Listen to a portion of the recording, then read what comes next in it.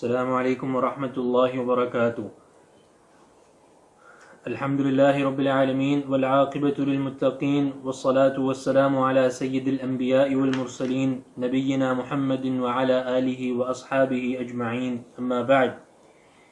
یقول الامام البخاری رحمہ اللہ تعالی: باب نفخ الصور۔ قال مجاہد: الصور كهيئة البوق زجرة صيحة۔ قال ابن عباس رضی اللہ عنہما: الناقور الصور، الراجفة النفخة الأولى والرادفة النفخة الثانية۔ حدثني عبد العزيز بن عبد الله قال حدثني إبراهيم بن سعد عن ابن شهاب عن أبي سلمة بن عبد الرحمن وعبد الرحمن الأعرج أنهما حدثاه أن أبا هريرة رضي الله عنه قال: استب رجلان، رجل من المسلمين ورجل من اليهود، فقال المسلم: والذي اصطفى محمدا على العالمين، فقال اليهودي: والذي اصطفى موسى على العالمين، قال فغضب المسلم عند ذلك فلطم وجه اليهودي، فذهب اليهودي إلى رسول الله صلى الله عليه وسلم فأخبره بما كان من أمره وأمر المسلم، فقال رسول الله صلى الله عليه وسلم: لا تخيروني على موسى فإن الناس يصعقون يوم القيامة فأكون أول من يفيق، فإذا موسى باطش بجانب العرش فلا أدري أكان موسى في من صعق فأفاق قبلي أو كان ممن استثنى الله عز وجل۔ إن الحمد لله نحمده ونستعينه ونستغفره ونعوذ بالله من شرور أنفسنا ومن سيئات أعمالنا، من يهده الله فلا مضل له ومن يضلل فلا هادي له، وأشهد أن لا إله إلا الله وحده لا شريك له، وأشهد أن محمدا عبده ورسوله۔ يا أيها الذين آمنوا اتقوا الله حق تقاته ولا تموتن إلا وأنتم مسلمون۔ يا أيها الناس اتقوا ربكم الذي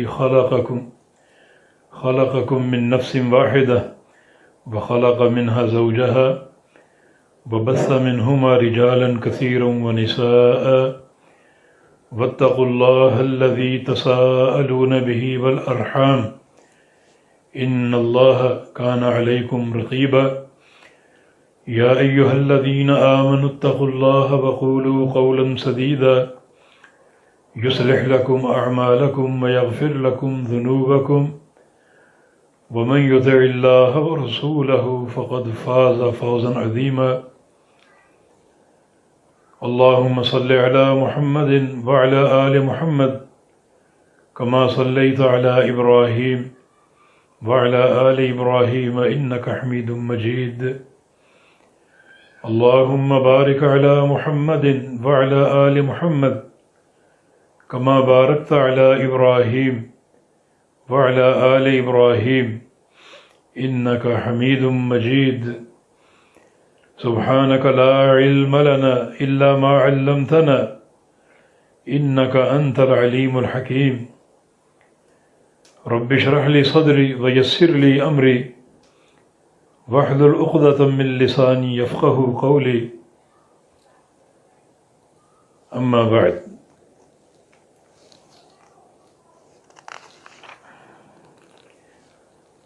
باب نفخ الصور،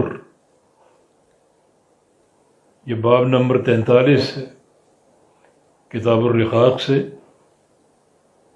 جس کا معنی سور کا پھونکا جانا،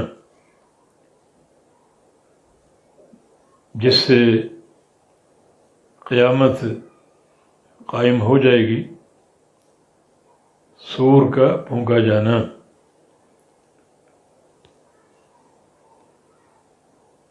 جو قیامت پر ایمان لانے کا معاملہ ہے، تو اس کی تکمیل اس ایمان کی اس بات پر بھی ہے کہ ہمارا سور پر ایمان ہو کہ سور حق ہے، اور یہ بھی حق ہے کہ اللہ تعالیٰ نے سور پھونکنے کے لیے ایک فرشتہ جس کا نام اسرافیل علیہ السلام ہے اسے مامور فرمایا ہے۔ اور یہ بھی حق ہے کہ سور بن چکا ہے، موجود ہے، اور یہ بھی حق ہے کہ اسرافیل علیہ السلام کو وہ سور دے دیا گیا ہے۔ نبی علیہ السلام کی حدیث ہے کیف انعم وقد التقم السور صاحبہ، کہ میں تمہیں کیسے ہنستا دکھائی دوں کہ مجھے اس حقیقت کا علم ہے کہ سور پھونکنے والا فرشتہ سور اپنے منہ میں دبائے کھڑا ہے، یہ بیٹھا ہوا نہیں ہے۔ اور ایک حدیث میں اس کی مزید حیت یہ بیان ہوئی ہے کہ سور اس کے منہ میں دبا ہوا ہے اور سر جھکا ہوا ہے، مگر اس کی آنکھیں عرش معلی پر ٹکی ہوئی ہیں۔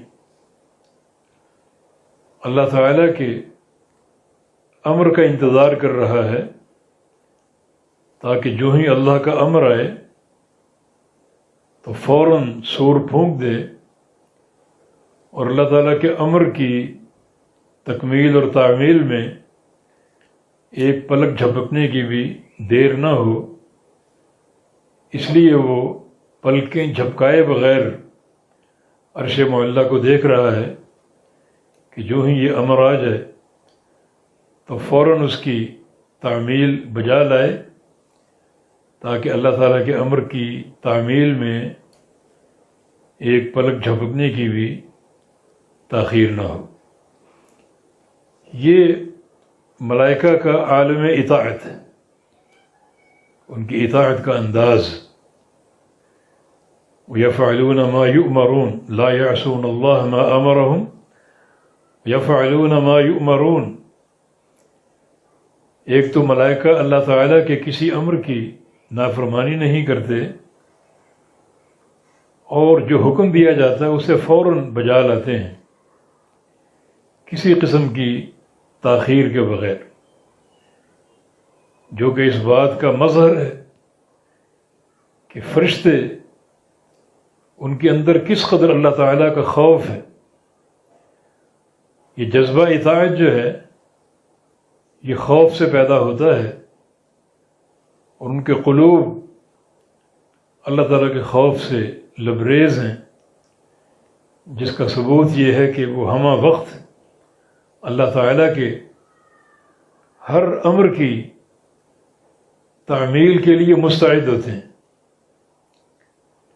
بلکہ صحیح بخاری کی ایک حدیث سے یہ بات ثابت ہوتی ہے کہ اللہ رب العزت جب کسی بھی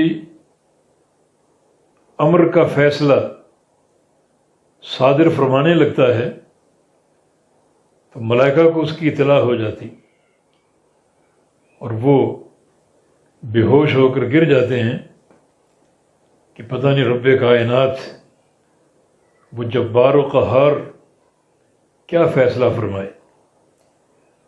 اس فیصلے کی ہیبت سے ان پر پہلے ہی سے خوف کے مارے ایک ہیبت طاری ہو جاتی ہے۔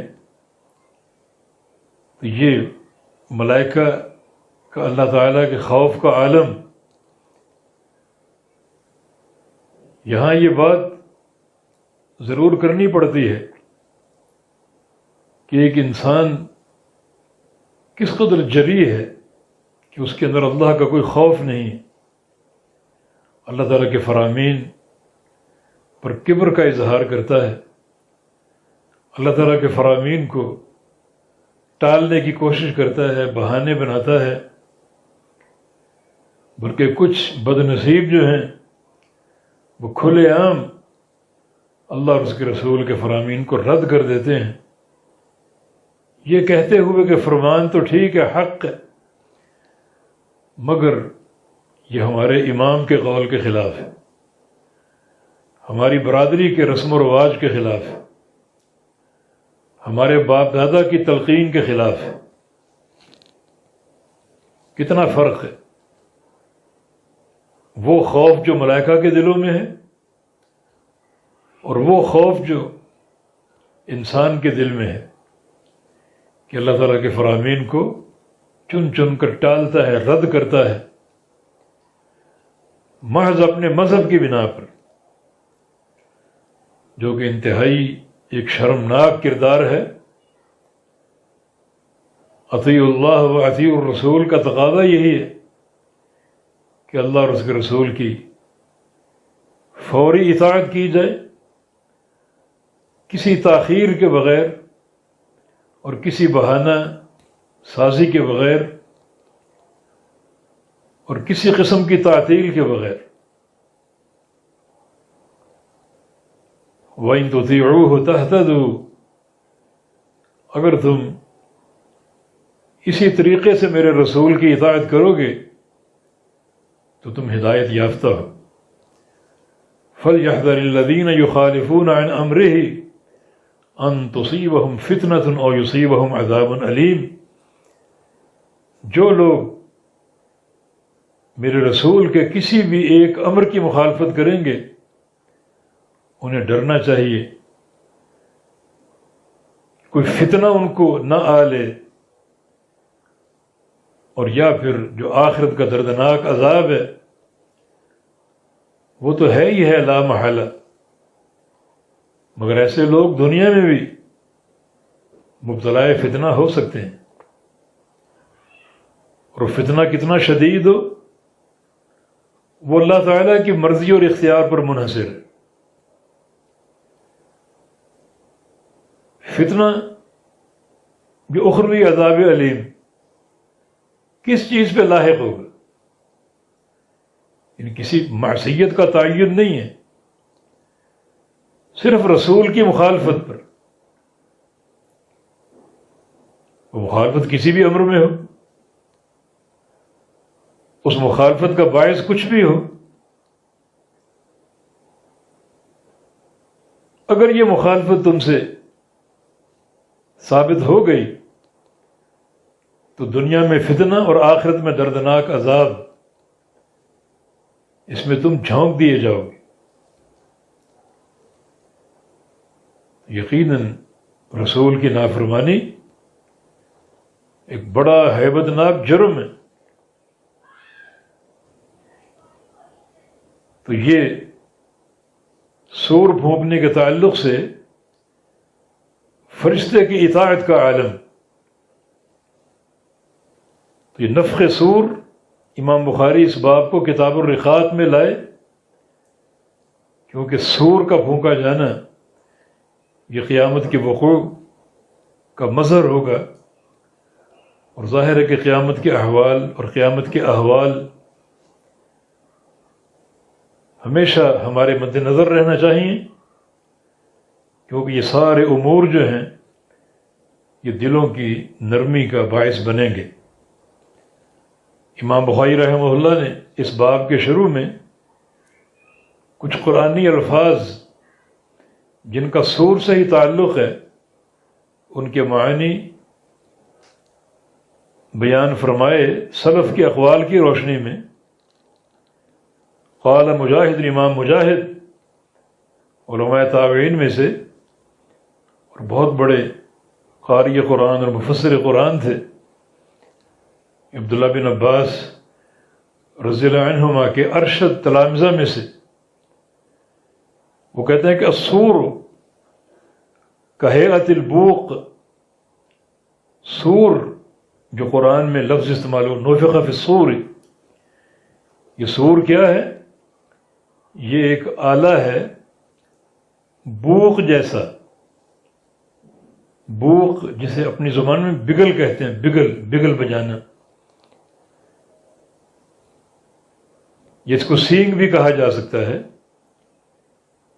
جس میں اگر آواز پیدا کی جائے، پھونکا جائے تو بڑی ایک زوردار آواز صادر ہوتی ہے، اور یہ سور تو جو اللہ تعالیٰ نے بنایا قیامت کے لیے، بڑا کرخت آواز والا ہوگا کہ جب پھونکا جائے گا پوری دنیا سنے گی۔ تو سور جو ہے یہ ایک آلہ بگل کی شکل کا، بوق یہ یہودی استعمال کیا کرتے تھے اپنی عبادت گاہوں میں تاکہ لوگوں کو وقت عبادت سے آگاہ کیا جائے۔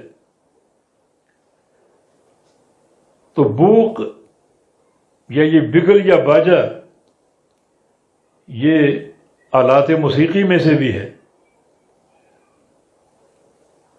تو سور کو بوق سے تشبیہ دی گئی، حالانکہ یہ آلات لہو میں سے ایک ایسی چیز جو معصیت ہے،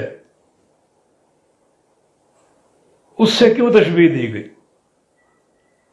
یہ تشبیہ صرف اس لیے ہے تاکہ جو سور قیامت کے دن پھونکا جائے گا اس کی ایک شکل آپ کے ذہنوں کے قریب کی جائے۔ اس میں بوق کی مدح مقصود نہیں ہے، یا بوق جو بگل ہے اس کی تعریف مقصود نہیں ہے، بلکہ صرف ایک طرح سے سور کی ایک ہیئت آپ کے ذہنوں میں اجاگر کرنے کے لیے یہ تشبیہ ذکر کی گئی۔ جیسے نزول وحی کو جب جبریل آتے اور وحی نبی علیہ السلام پر پڑھتے، یا بعض وحی کی صورتوں کو سلسلۃ الجرس سے تشبیہ دی گئی، یعنی گھنٹی کی آواز سے، حالانکہ گھنٹی بھی جیسا کہ احادیث ہیں اسے شیطان کا آلہ قرار دیا گیا۔ تو یہ تشبیہ صرف ایک صورت کو یا ایک آواز کو آپ کے ذہنوں کے قریب کرنے کے لیے استعمال ہوئی، نہ کہ اس تشبیہ میں گھنٹی کی تعریف یا مدح مقصود ہے۔ تو اسی طرح اس تشبیہ میں جو مجاہد کا قول ہے، بوق کی مدح مقصود نہیں ہے، بلکہ سور کی جو ایک ہیئت اور اس کی آواز کی شدت آپ کے سامنے ظاہر کرنا مقصود ہے۔ زجرہ یہ بھی قرآن کا لفظ ہے، فَإِنَّمَا هِيَ زَجْرَةٌ وَاحِدَةٌ سورۃ النازعات میں۔ تو زجرہ کا معنی چیخ، صیحہ، زجرہ بمعنی صیحہ کہ ایک چیخ پکاری جائے گی، فَإِنَّمَا هِيَ زَجْرَةٌ وَاحِدَةٌ ایک چیخ ہوگی جو گونجے گی اور پوری دنیا سنے گی، فَإِذَا هُمْ بِالسَّاهِرَةِ اور اس چیخ کو سنتے ہی ساری دنیا جو مردہ ہوں گے، بے ہوش ہوں گے، اپنی قبروں سے اٹھ کر، اپنی جگہوں سے کھڑے ہو کر ایک چٹیل میدان میں جمع ہو چکے ہوں گے، جو کہ موقف یا میدان محشر۔ اس طرح قرآن کا ایک لفظ الراجفہ، ترجف الراجفہ، امام بخاری فرماتے ہیں اس کا معنی نفخۃ الاولی، جو پہلا نفخہ ہے سور میں پہلی بار پھونکنا، اور الرادفہ تتبعہ الرادفہ النفخۃ الثانیہ، یہ سور میں دوسری بار پھونکنا۔ تو یہ نفخہ جو ہے، یہ پھونک سور میں دو بار ہوگی۔ ایک بار جو زمین میں زندہ لوگ ہیں وہ سارے کے سارے بے ہوش ہو کر گر جائیں گے، اور دوسری بار یہ سارے بے ہوش شدہ لوگ اور جو ان سے قبل لوگ مر کے قبروں میں دفن ہو چکے ہوں گے وہ اپنی قبروں سے زندہ ہو کر کھڑے ہو جائیں گے۔ قرآن پاک نے بھی یہ دو بار کا سور پھونکنا ذکر کیا ہے، وَنُفِخَ فِي الصُّورِ فَصَعِقَ مَنْ فِي السَّمَاوَاتِ وَمَنْ فِي الْأَرْضِ إِلَّا مَنْ شَاءَ اللَّهُ کہ سور میں پھونکا جائے گا تو بے ہوش ہو جائیں گے وہ سب جو آسمانوں میں ہے مخلوقات، اور وہ سب جو زمینوں میں ہے مخلوقات، سب بے ہوش ہو جائیں گے، الا من شاء اللہ، سوائے ان کے جن کو اللہ تعالیٰ بے ہوش نہ ہونے دے، جن کو اللہ بے ہوشی سے بچا لے۔ وہ کون لوگ ہوں گے؟ مفسرین کے مختلف اقوال ہیں، علماء کا اختلاف ہے اس میں۔ بعض لوگوں نے اس سے مراد جبریل امین اور اسرافیل علیہ السلام کا ذکر کیا، جنت کی حوروں کا ذکر کیا، اور جنت میں جو خدمت کے لیے بچے ہوں گے ان کا ذکر ہے۔ اور بعض علماء کے قول کے مطابق موسیٰ علیہ السلام بھی اس میں شامل ہیں، جیسا کہ حدیث آگے آ رہی ہے۔ تو الا من شاء اللہ، مگر وہ لوگ بے ہوش نہیں ہوں گے جن کو اللہ تعالیٰ بے ہوشی سے بچا لے۔ ثم نفخ فیہ اخری، پھر اس سور میں دوبارہ پھونکا جائے گا۔ فاذا هم قیام ینظرون، تو پھر تمام لوگ کھڑے ہو کر ادھر ادھر دیکھنے لگیں گے، بڑا حیران و پریشان ہو کر دیکھنے لگیں گے۔ تو یہ 2 بار کا سور پھونکا جانا۔ کچھ علماء 3 دفعہ سور پھونکے جانے کے قائل ہیں۔ وہ کہتے ہیں ایک نفخۃ الفزع ہے، جب وہ پھونکا جائے گا لوگوں پر ایک گھبراہٹ طاری ہو جائے گی۔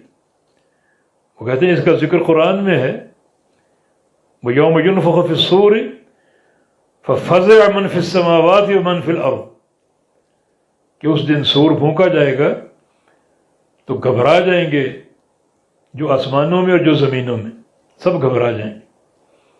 وہ کہتے ہیں یہ نفخۃ الفزع ہے۔ دوسرا نفخۃ الصعق، بے ہوشی کا نفخہ۔ بے ہوشی کا نفخہ جب یہ پھونکا جائے گا تمام لوگ جو زندہ ہوں گے بے ہوش ہو کر گر جائیں گے، اور 40 کا وقفہ ہوگا۔ وہ 40 دن ہوں، 40 مہینے ہوں، 40 سال ہوں، اس کا تعین نہیں ہے، واللہ اعلم۔ اس وقفے کے دوران اللہ تعالیٰ آسمان سے بارش برسائے گا، اور اس بارش کے نتیجے میں جو مردہ قبروں میں دفن ہوں گے، جن کے جسم ختم ہو چکے ہوں گے، ہڈیاں مٹی بن چکی ہوں گی، وہ آہستہ آہستہ اگنا شروع ہو جائیں گے، تیار ہونا شروع ہو جائیں گے، حتیٰ کہ ان کے جسم کامل بن جائیں گے۔ اور پھر دوسرا نفخہ پھونکا جائے گا اور روحیں ان بدنوں میں لوٹا دی جائیں گی، اور یہ سارے لوگ اپنی قبروں سے زندہ ہو کر کھڑے ہو جائیں گے، اٹھیں گے۔ تو یہ 2 بار کا سور پھونکا جانا، جو نفخۃ الفزع ہے، جو بعض علماء نے ذکر کیا، ان گھبراہٹ کا نفخہ، یہ پہلے نفخے سے متعلق ہے۔ جو پہلی بار پھونکا جائے گا تو سور کی آواز آہستہ آہستہ بلند ہوگی، تو شروع میں گھبراہٹ ہوگی، اور پھر جوں جو آواز بڑھتی جائے گی، بلند ہوتی جائے گی، تو لوگوں پر بے ہوشی طاری ہوتی جائے گی۔ تو اس طرح یہ ایک ہی نفخہ ہے، یعنی گھبراہٹ اور بے ہوشی، یہ دونوں عمل ایک ہی نفخہ کے نتیجے میں ہوں گے۔ اور پھر دوسرا نفخہ جو ہے، دوسری بار پھونکا جانا، اس سے بے ہوش شدہ لوگ ہوش میں آ جائیں گے، اور مردہ قبروں والے ان میں روحیں لوٹائی جائیں گی، اور وہ زندہ ہو کر کھڑے ہو جائیں گے۔ وہ تمام دنیا کھڑی ہو جائے گی، بے ہوش شدہ لوگ بھی اور مردہ بھی۔ تو یہ 2 بار کا سور پھونکا جانا۔ امام بخاری جو حدیث لائے ہیں، اس کے راوی ابو ہریرہ رضی اللہ تعالی عنہ ہیں۔ یہ کہتے ہیں کہ استب رجلان، 2 لوگوں میں گالیوں کا تبادلہ ہوا، آپس میں ایک ڈانٹ ڈپٹ کا، ایک دوسرے کو برا بھلا کہنے کا۔ رجل من المسلمین، ایک شخص مسلمان تھا، ورجل من الیہود، اور دوسرا یہودی تھا۔ فقال المسلم، مسلمان نے کہا، قسم کھائی، والذی اصطفی محمدا صلی اللہ علیہ وسلم علی العالمین، اس ذات کی قسم جس نے چن لیا محمد مصطفیٰ علیہ السلام کو تمام جہانوں پر، فوقیت دی، فضیلت دی۔ فقال الیہودی، یہودی نے کہا، والذی اصطفی موسیٰ علی العالمین، کہ اس ذات کی قسم جس نے موسیٰ علیہ السلام کو تمام جہانوں پر چن لیا اور فوقیت دی۔ فغضب المسلم عند ذلك، مسلمان غضبناک ہو گیا کہ میرے نبی کے مقابلے میں موسیٰ علیہ السلام کی فضیلت کا، ان کو چنے جانے کا، تمام جہانوں پر فوقیت کا ذکر کیوں کیا؟ فلطم وجہ الیہودی، تو مسلمان نے ایک تھپڑ مار دیا یہودی کے چہرے پر۔ فذهب الیہودی الی النبی صلی اللہ علیہ وسلم، تو یہودی نبی علیہ السلام کی خدمت میں پہنچ گیا اور چلا گیا۔ فاخبرہ بما کان من امرہ وامر المسلم، اور نبی علیہ السلام کو خبر دی جو بھی معاملہ ہوا اس کے اور مسلمان کے درمیان۔ فقال رسول اللہ صلی اللہ علیہ وسلم، تو رسول اللہ صلی اللہ علیہ وسلم نے فرمایا، لا تخیرونی علی موسیٰ، مجھے تم موسیٰ پر فضیلت مت دو۔ فإن الناس یصعقون یوم القیامہ، اس لیے کہ سارے لوگ قیامت کے دن بے ہوش ہو جائیں گے۔ فأکون فی اول من یفیق، تو میں ان لوگوں میں شامل ہوں گا جو سب سے پہلے ہوش میں آئیں گے۔ یا ایک حدیث کے مطابق سب سے پہلے میں ہوش میں آؤں گا۔ فأکون اول من یفیق، کہ سب سے پہلے میں ہوش میں آؤں گا۔ فإذا موسیٰ باطش بجانب العرش، تو اچانک میں دیکھوں گا موسیٰ علیہ السلام کو وہ عرش کے ایک کنارے کو پکڑے ہوئے، عرش کے ایک کنارے کو پکڑے کھڑے ہیں۔ فلا ادری، میں نہیں جانتا، اکان موسیٰ فی من صعق فافاق قبل یا قبلی، او کان مما استثنى اللہ، کہ موسیٰ علیہ السلام بے ہوش ہوئے اور مجھ سے پہلے ہوش میں آ گئے، یا موسیٰ علیہ السلام ان بندوں میں ہیں استثنى اللہ جن کو اللہ نے مستثنا قرار دیا۔ مستثنا قرار دینے سے مراد جو اس آیت کریمہ میں ذکر ہے کہ فصائق من فی السماوات ومن فی الارض الا من شاء اللہ، کہ آسمانوں اور زمینوں کے ساری مخلوق بے ہوش ہو جائے گی سوائے ان کے جن کو اللہ چاہے، جن کو اللہ بے ہوش ہونے سے بچا لے۔ تو یہ استثناء ہے۔ تو نبی علیہ السلام فرما رہے ہیں کہ میں نہیں جانتا کہ موسیٰ علیہ السلام بے ہوش ہوئے اور مجھ سے قبل ہوش میں آ گئے، یا موسیٰ علیہ السلام بے ہوش ہوئے ہی نہیں اور اللہ تعالیٰ نے انہیں ان بندوں میں شامل کیا جن کا استثناء قرآن میں اللہ پاک نے فرمایا۔ یعنی دو امر ہیں، یا تو بے ہوش ہی نہیں ہوئے، یا بے ہوش ہوئے تو مجھ سے قبل ہوش میں آ گئے، اور یہ دونوں چیزیں موسیٰ علیہ السلام کی فضیلت ہے۔ یعنی بے ہوش نہ ہونا بھی فضیلت ہے، اور اگر بے ہوش ہوئے تو پہلے ہوش میں آ جانا بھی فضیلت ہے۔ تو رسول اللہ صلی اللہ علیہ وسلم نے ارشاد فرمایا کہ تم مجھے موسیٰ علیہ السلام پر فضیلت مت دو۔ اب اس حدیث میں امام بخاری رحمہ اللہ جس چیز کو ثابت کرنا چاہ رہے ہیں وہ یعنی ترجمۃ الباب کے مطابق نفخ صور، جب صور پھونکا جائے گا پہلا نفخہ تو لوگ بے ہوش ہو کر گر جائیں گے، تو اس میں لوگوں کے بے ہوش ہونے کا ذکر ہے۔ اور یہ امام بخاری کا مقصود ہے کہ نفخ صور کے بعد جو کیفیت ہوگی ساری دنیا بے ہوش ہوگی. یہ صور کی آواز کی شدت، کلیجے پھاڑ دینے والی آواز کہ لوگ اس کی تاب نہ لا کر بے ہوش ہو کر گر جائیں گے، یہ باب سے مطابقت ہے. باقی رہا معاملہ نبی علیہ السلام کا یہ فرمانا کہ مجھے موسیٰ علیہ السلام پر فضیلت مت دو، یہ آپ کی تواضع ہے.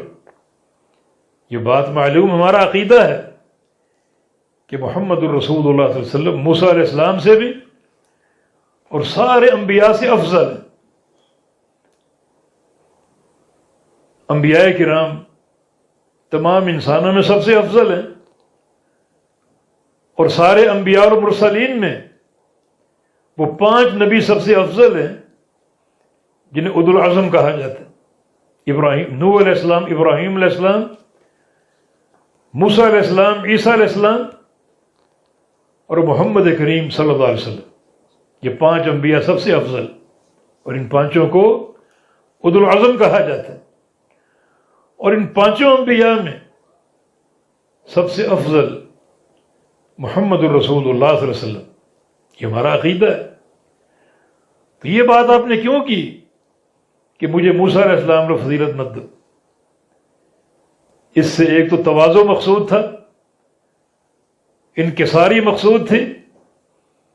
دوسرا، اس یہودی کی دلجوئی کی آپ نے، اور دلجوئی کے 2 مقصد تھے. ایک جو اس نے تھپڑ کھایا تھا مسلمان کا اور اس کو تکلیف پہنچی، اذیت پہنچی، تو یہ بات سن کر اس کی وہ تھپڑ کی تکلیف اور وہ اذیت زائل ہو جائے. اور دوسرا، یہودی کے سامنے آپ نے یہ بات کہہ کر ایک امید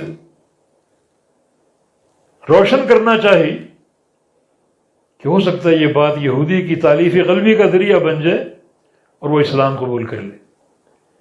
نبی کریم صلی اللہ علیہ وسلم لوگوں کے اسلام میں داخل ہونے کے حریص تھے. تو یہ بات آپ نے برسبیل تواضع فرمائی. تو یہ موسیٰ علیہ السلام کی فضیلت تو ہے، ایک جزوی فضیلت. جب سور پھونکا جائے گا تو یا تو وہ بے ہوش نہیں ہوں گے، اور یا پھر بے ہوش تو ہوں گے مگر ان کی بے ہوشی کا دورانیہ کم ہوگا. جب اللہ کے پیغمبر ہوش میں آئیں گے تو ان سے قبل موسیٰ علیہ السلام ہوش میں آ چکے ہوں گے. یہ دونوں چیزیں ان کے لیے فضیلت کا باعث ہیں. بے ہوش کیوں نہیں ہوں گے؟ ایک حدیث میں جوزیہ بصعقۃ الطور کے الفاظ ہیں کہ اللہ تعالیٰ ان کو بے ہوش نہیں ہونے دے گا، بلکہ کوہ طور پر جو ان کو بے ہوش کیا تھا تو ان کا جو قیامت کی بے ہوشی ہے اس کا بدلہ وہیں چکا دیا. ان کوہ طور کی بے ہوشی جو اللہ نے ان پر طاری کی، اس کے صلح کے طور پر انہیں نفخ صور کے موقع پر بے ہوش نہیں ہونے دے گا.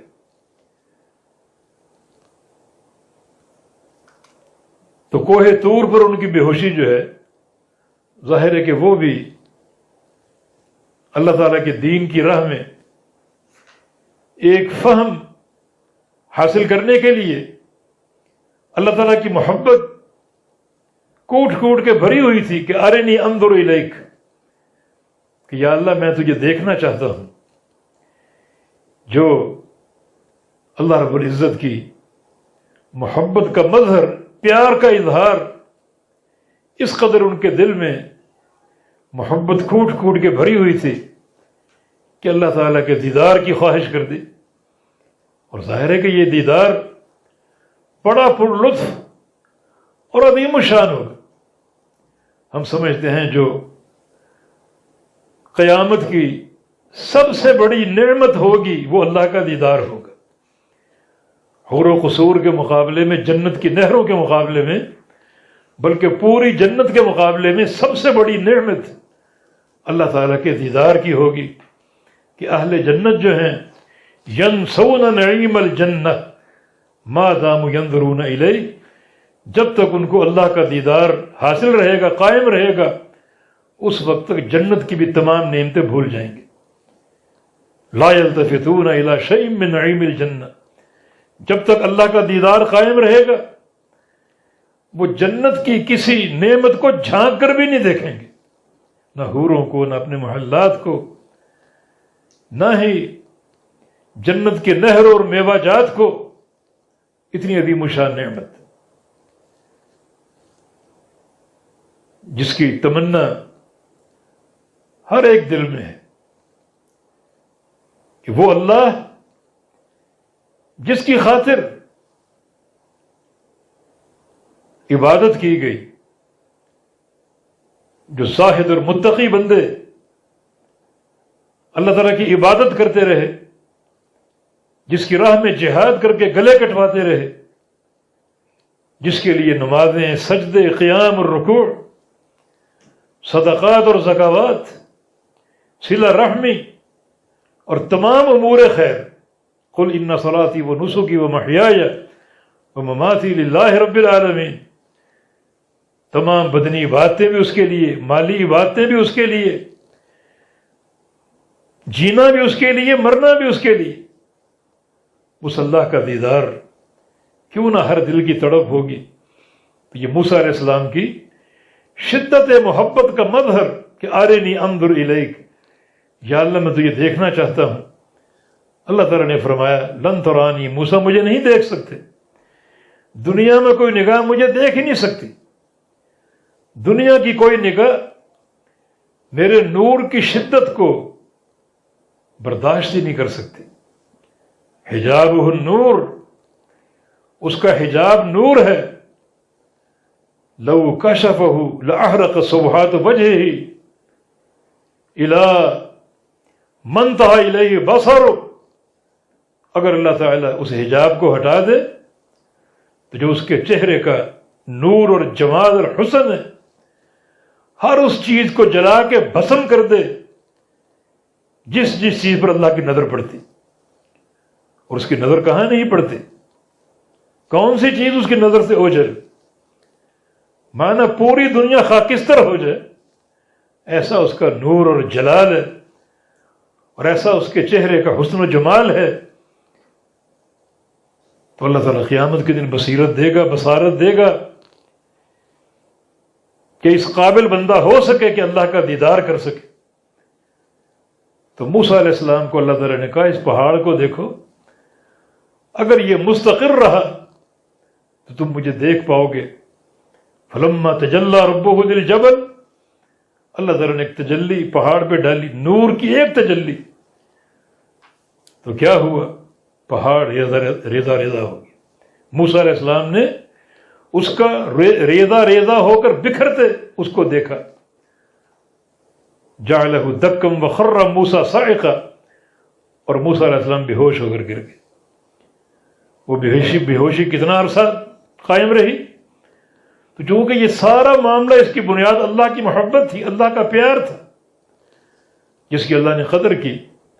جب قیامت قائم ہوگی تو اللہ رب العزت یا تو موسیٰ علیہ السلام کو بے ہوش نہیں ہونے دے گا کہ یہ میرا وہ بندہ ہے جس نے دنیا میں میری محبت کی اساس پر بے ہوشی برداشت کی، اور یا پھر اگر بے ہوش ہوں گے تو اس کا دورانیہ بہت کم ہوگا کہ نبی علیہ السلام سب سے پہلے ہوش میں آئیں گے، مگر دیکھیں گے کہ موسیٰ علیہ السلام ان سے بھی قبل ہوش میں ہیں اور عرش کے ایک پائے کو تھامے کھڑے ہوئے۔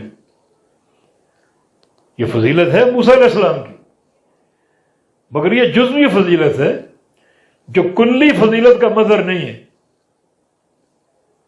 کلی فضیلت محمد الرسول اللہ صلی اللہ علیہ وسلم کے لیے ہے، جیسے ابراہیم علیہ السلام کا امتیاز نبی علیہ السلام کی حدیث ہے، اول من یکسا یوم القیامت ابراہیم، قیامت کی سب سے پہلے جنت کا لباس فاخر ابراہیم علیہ السلام کو پہنایا جائے گا۔ پوری دنیا برہنہ اٹھے گی۔ ابراہیم علیہ السلام کا یہ امتیاز ہے کہ انہیں سب سے پہلے جنت کا لباس پہنایا جائے گا اور زیب تن کرایا جائے گا۔ وجہ کیا ہے؟ وجہ یہ کہ اللہ کی راہ میں سب سے پہلے ابراہیم علیہ السلام کو برہنہ کیا گیا اور بے لباس کیا گیا. اللہ اس کا صلہ دے گا. ابراہیم علیہ السلام کو سب سے پہلے جنت کا لباس پہنائے گا. تو یقیناً یہ ایک فضیلت ہے، مگر یہ فضیلت کلی فضیلت کا مظہر نہیں. کلی فضیلت انا سید ولد آدم ولا فخر. اللہ کے پیارے پیغمبر فرما رہے ہیں کہ پوری اولاد آدم کا میں سردار ہوں اور اس میں کوئی فخر کی بات نہیں. جب اللہ کے پیارے پیغمبر کو اسراء اور معراج ہوا مسجد حرام سے مسجد اقصیٰ تک اور مسجد اقصیٰ سے اوپر آسمانوں تک، تو بیت المقدس میں جب سارے انبیاء جمع تھے تو شرف امامت محمد الرسول اللہ صلی اللہ علیہ وسلم کو دیا گیا. آپ صلی اللہ علیہ وسلم کو جبریل امین نے آگے کر دیا کہ آپ جماعت کرائیں اور آپ سارے انبیاء کی امامت کرائیں، جو اس بات کی دلیل ہے کہ محمد الرسول اللہ صلی اللہ علیہ وسلم سارے انبیاء کی موجودگی میں امامت کے مستحق ہیں، سب سے افضل. جو قرآن پاک میں لا نفرق بین احد منہم، لا نفرق بین احد، کہ ہم انبیاء کے مابین کوئی فرق نہیں کرتے، تو اس کا معنی اصل نبوت، یعنی اصل نبوت میں انبیاء میں کوئی فرق نہیں ہے. رسول ہونے میں، نبی ہونے میں سب برابر ہیں، لیکن اس کے بعد جو ان کے درجات و مراتب ہیں وہ شریعت نے بیان کیے ہیں. تو جناب محمد الرسول اللہ صلی اللہ علیہ وسلم سب سے افضل ہیں، جس پر بے شمار ادلہ موجود ہیں، اور یہ مقام اس مسئلے کے ذکر کا نہیں ہے. تو بہرکیف یہاں امام بخاری رحمہ اللہ نے اس حدیث کو پیش کر کے جس چیز کو ثابت کیا وہ ہے نفخ صور کے نتیجے میں لوگوں کا بے ہوش ہو کر گر جانا. تو یہ دوسرا سور ہے. پہلا سور جس میں بے ہوش ہوں گے، اور دوسرا سور جس میں سارے بے ہوش شدہ لوگ اور مردہ لوگ اپنی جو ہے وہ قبروں سے اٹھ کھڑے ہوں گے اور میدان محشر میں سارے کے سارے جمع ہوں گے حساب و کتاب کے لیے. قال حدثنا أبو اليمان قال أخبرنا شعيب قال حدثنا أبو الزناد عن الأعرج عن أبي هريرة رضي الله عنه قال قال النبي صلى الله عليه وسلم يصعق الناس حين يصعقون فأكون أول من قام فإذا موسى آخذ بالعرش فما أدري أكان في من صعق. رواه أبو سعيد عن النبي صلى الله عليه وسلم. یہ دوسری حدیث بھی پہلی حدیث کے معنی میں ہے. ابو ہریرہ رضی اللہ عنہ کی روایت سے فرماتے ہیں کہ رسول اللہ صلی اللہ علیہ وسلم نے ارشاد فرمایا یصعق الناس حین یصعقون، کہ لوگ بے ہوش ہوں گے جب بے ہوش ہوں گے، یعنی نفخ صور کے موقع پر جو پہلا سور پھونکا جائے گا لوگ بے ہوش ہو کر گر جائیں گے. فَأَكُونُ أَوَّلَ مَنْ قَامَ، تو میں وہ شخص ہوں گا جو سب سے پہلے کھڑا ہوگا بے ہوشی سے، جو اٹھے گا، جس کو اللہ تعالیٰ سب سے قبل اٹھنے کی توفیق دے گا. تو فَإِذَا مُوسَى آخذ بالعرش، تو اچانک میں دیکھوں گا کہ موسیٰ علیہ السلام اللہ کے عرش کو تھامے کھڑے ہیں. فما ادری اکان فی من صعق، تو میں نہیں جانتا کہ موسیٰ علیہ السلام پر بے ہوشی طاری ہوئی یا نہیں ہوئی.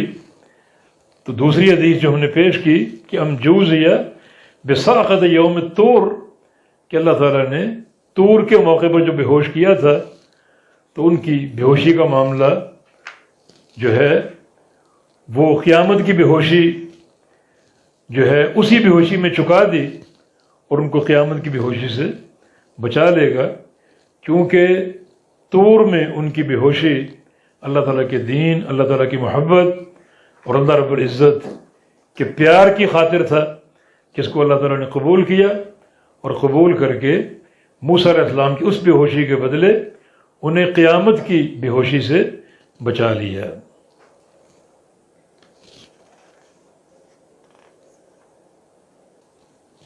آپ پڑھ لیں. يقول رحمه الله تعالى: باب يقبض الله الأرض يوم القيامة.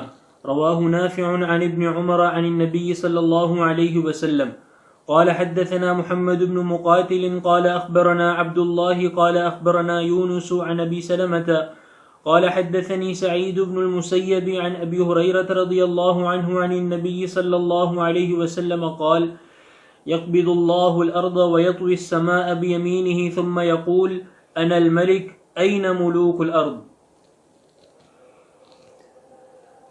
جی یہ باب نمبر 44 کتاب الرقاق سے، اس کا تعلق بھی قیامت کے وقوع کے حوالے سے کچھ عظیم خبریں آپ تک پہنچانا ہے۔ یہ باب یقبض اللہ الارض یوم القیامہ، اللہ تعالیٰ قبض کر لے گا زمین کو قیامت کے دن۔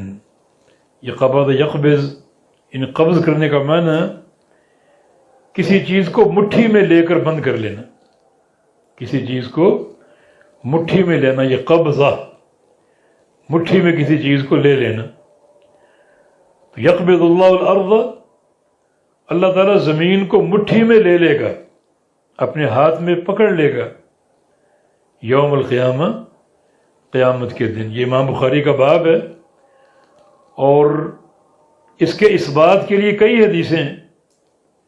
ایک حدیث کا امام بخاری نے اشارہ دیا ہے، رواہ نافع عن ابن عمر عن النبی صلی اللہ علیہ وسلم، کہ یہ زمین مٹھی میں لینے والا معاملہ، اس کو مرفوعاً امام نافع نے ابن عمر سے، اور انہوں نے نبی علیہ السلام سے روایت کیا ہے۔ امام بخاری نے اس حدیث کو ذکر نہیں کیا، اشارہ دیا ہے، مگر یہ حدیث اپنی اس سند کے ساتھ امام بخاری کتاب التوحید میں لائے ہیں، یہاں اشارہ دے دیا اور پورا متن اور سند کتاب التوحید میں ذکر کر دی۔ اور آگے اسی موضوع کی حدیث جو سیدنا ابو ہریرہ رضی اللہ عنہ کی روایت سے ہے، عن النبی صلی اللہ علیہ وسلم، کہ نبی صلی اللہ علیہ وسلم سے مروی ہے: یقبض اللہ الارض ویطوی السماء بیمینہ ثم یقول انا الملک این ملوک الارض، کہ اللہ تعالی زمین کو قبض کر لے گا، یعنی مٹھی میں لے لے گا، ویطوی السماء بیمینہ، اور اللہ لپیٹ لے گا آسمانوں کو اپنے دائیں ہاتھ میں، ثم یقول، پھر فرمائے گا: انا الملک، میں بادشاہ ہوں، این ملوک الارض، کہاں ہیں زمین کے بادشاہ؟ امام بخاری کا جو باب ہے، یعنی زمین کو مٹھی میں لینا، یہ زمین کو قبض کرنا، زمین کو ہاتھ میں لے لینا، پکڑ لینا، یہ بات قرآن نے بھی بیان کی ہے: وما قدر اللہ حق قدرہ والارض جميعا قبضته یوم القیامہ والسماوات مطویات بیمینہ، کہ ان لوگوں نے اللہ کی قدر نہیں پہچانی۔ یہ ساری زمین قیامت کے دن اللہ کی مٹھی میں ہوگی، اور یہ سارے آسمان اللہ تعالیٰ کے دائیں ہاتھ میں لپٹے ہوں گے۔ تو جو بات قرآن نے کی، وہی بات حدیث نے کی۔ اگر آپ تعمق سے کام لیں تو ہر مقام پر آپ پر یہ بات واضح ہوگی کہ قرآن اور حدیث دونوں کا ایک ہی مدلول ہے۔ کہیں بھی حدیث قرآن کے خلاف بات نہیں کرتی، کیونکہ یہ دونوں اللہ کی وحی ہیں۔ لو کان من عند غیر اللہ لوجدوا فیہ اختلافا کثیرا، اگر یہ وحی غیر اللہ کی طرف سے ہوتی، بڑا اس میں اختلاف ہوتا، تناقض ہوتا، تضاد ہوتا، مگر چونکہ یہ سارا معاملہ اللہ کی طرف سے ہے، قرآن کلام الرحمن ہے اور حدیث بھی اللہ کا علم ہے، اس لیے دونوں میں کسی تناقض کا پایا جانا ناممکن اور محال ہے۔ اور اگر کسی انسان کو کوئی تناقض معلوم ہوتا ہو بظاہر، تو اس کی عقل کا قصور ہوگا۔ کتاب و سنت میں کوئی اختلاف نہیں اور کوئی تناقض نہیں۔ اب جو بات قرآن نے کی وہی حدیث نے کی۔ چنانچہ اللہ تعالیٰ زمین کو قبض کر لے گا، آسمانوں کو لپیٹ لے گا اپنے دائیں ہاتھ میں، اور پھر فرمائے گا انا الملک این ملوک الارض، میں ہوں بادشاہ، اور کہاں ہیں زمین کے بادشاہ جو زمین میں اپنی بادشاہت پر اکڑا کرتے تھے اور کبر کا شکار تھے، اور انتہائی ایک دھونس اور انتہائی جو ہے ایک علو اور بلندی کی محبت میں ہر وقت سرشار رہتے تھے، اور اللہ کے بندوں پر ظلم کرتے تھے۔ وہ کہاں ہیں سارے؟ وہ سارے بیچارے کہاں ہوں گے؟ یہ تو نہیں کہ قیامت کے دن جو دنیا کے بادشاہ ہوں گے وہ الگ اسٹیج پر بیٹھے ہوں گے یا کھڑے ہوں گے، وہ بھی وہیں کہیں کھڑے ہوں گے ساری مخلوقات کے بیچ میں۔ کوئی ان کو امتیاز نہیں ملے گا، بلکہ عام بندوں کے بیچ میں وہ بھی کھڑے ہوں گے۔ تو اس دن ساری بادشاہت اور حاکمیت اللہ رب العزت کی ہوگی۔ چنانچہ اللہ رب العزت دنیا دیکھے گی کہ زمین کو اللہ نے مٹھی میں لے لیا، اور آسمان اتنی وسعت اور اتنے بڑا ہونے کے باوجود اللہ تعالیٰ کے دائیں ہاتھ میں لپٹے ہوئے ہیں۔ اور اللہ فرمائے گا انا الملک این ملوک الارض، میں ہوں بادشاہ، اور کہاں ہیں زمین کے بادشاہ؟ وہ سارے کے سارے کہاں ہیں؟ تو یہ قیامت کی کچھ خبریں ہمارے سامنے آ گئیں، اور یہ حدیث اللہ تعالیٰ کی بہت سی صفات پر مشتمل۔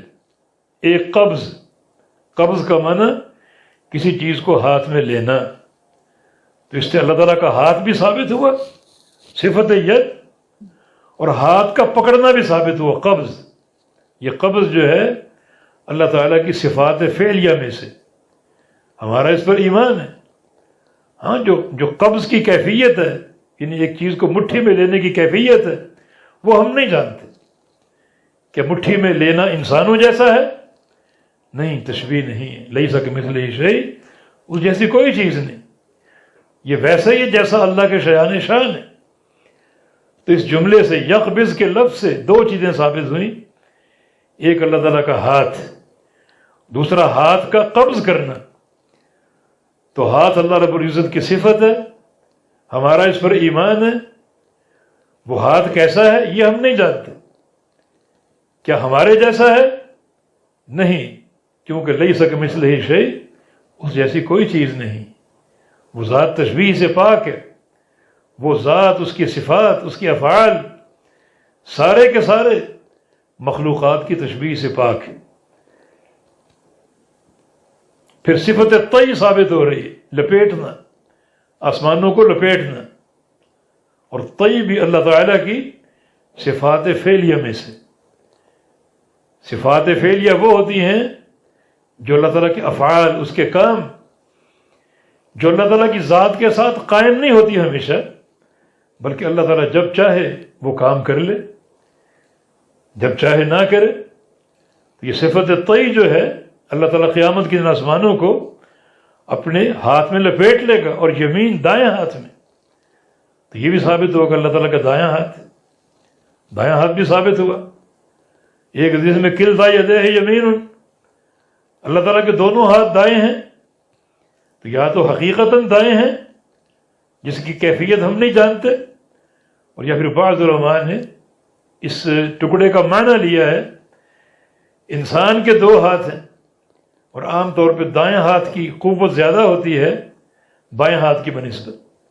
اللہ تعالیٰ کے دو ہاتھ ہیں، تو انسان یہ نہ سمجھے کہ ان کی قوت مختلف ہوگی، ایک ہاتھ زیادہ قوی ہوگا، ایک ذرا اس کے مقابلے میں کمزور ہوگا۔ نہیں، اللہ تعالیٰ کے دونوں ہاتھ یکساں قوت والے ہیں۔ یہ معنی بعض علماء نے کیا۔ بہرحال نصوص کی روشنی میں دونوں معنی درست ہو سکتے ہیں۔ ثم یقول، پھر اللہ فرمائے گا، یہ صفت کلام ثابت ہو رہی۔ اللہ تعالیٰ کا کلام کرنا حق ہے، ہمارا اس پر ایمان ہے، اور صفت کلام بھی اللہ تعالیٰ کی فعلی صفت ہے۔ جب چاہتا ہے کلام فرماتا ہے، جب نہیں چاہتا نہیں فرماتا۔ تو ثم یقول، پھر اللہ کہے گا انا الملک، میں ہوں بادشاہ. تو اللہ تعالیٰ کا الملک ہونا، بادشاہ ہونا ثابت ہو رہا ہے. این ملوک الارض، زمین کے بادشاہ کہاں ہیں؟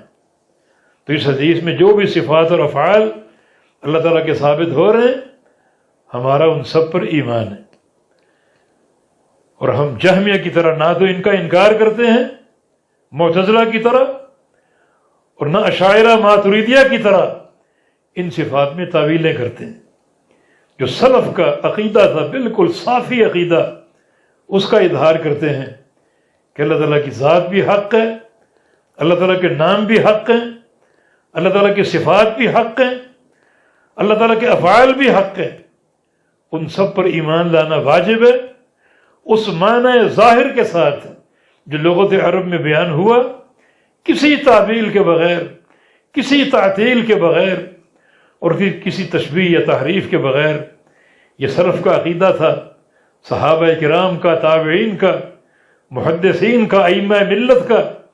ہمارا بھی اسی عقیدے کے مطابق عقیدہ ہے. اللہ پاک اس کو قبول فرما لے. یہ پہلی حدیث یہاں ختم ہوئی. اس کو لانے کا مقصد امام بخاری کا باب کہ اللہ تعالیٰ قیامت کے دن زمین کو قبض کرے گا. اس حوالے سے کچھ باتیں انشاءاللہ اگلی حدیث میں بھی آئیں گی. اللہ تعالیٰ توفیق دے اور صحیح فہم عطا فرما دے، اور جو سلف کا عقیدہ ہے اس پر قائم رہنے کی توفیق عطا فرما دے. وصلی اللہ علی نبینا محمد وعلی آلہ وصحبہ وأہل طاعتہ اجمعین.